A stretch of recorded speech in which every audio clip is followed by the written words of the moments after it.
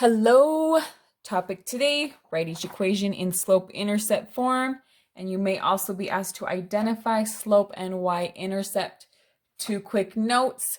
This video I'm doing is just a quick run over this. If you need more detail into each step I'm doing, please click here for a more detailed video. You're welcome either place, and I'm just glad you're here. Glad you're here working on math.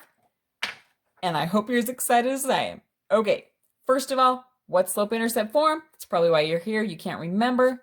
Slope-intercept form is y equals mx plus b. M is my slope, b is my y-intercept. In my answer, m and b will be numbers, y and x will still be y and x, all right?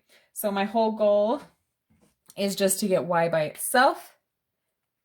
So y by itself, I'm gonna add 8x to both sides here. Those go away. I'm left with 4y equals, I'm going to write the x first, 8x plus 12.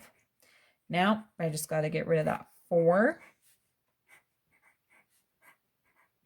So I'm left with y equals 2x plus 3. My m is 2.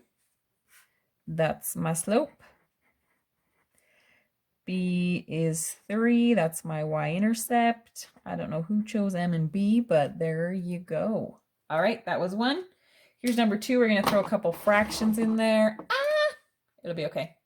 All right, y alone. I'm going to get rid of this x. These go away. I'm left with 4y equals negative 2x plus 1. Almost done. I got to get rid of that 4, so I'm going to divide it off. Got to do it to the other side. Those go away. I'm left with y equals negative 2/4 x. I'm going to write that as negative 1/2 simplify x plus 1/4. Well, look at that. We got it. M is negative 1/2. That's my slope. B is 1/4. That is my y-intercept. All right, this, why? Why do we care? We care because when you are asked to graph these in the very near future, this formula will be your best friend. You will love it. It'll make it so easy to graph. So learn this and you'll be so grateful.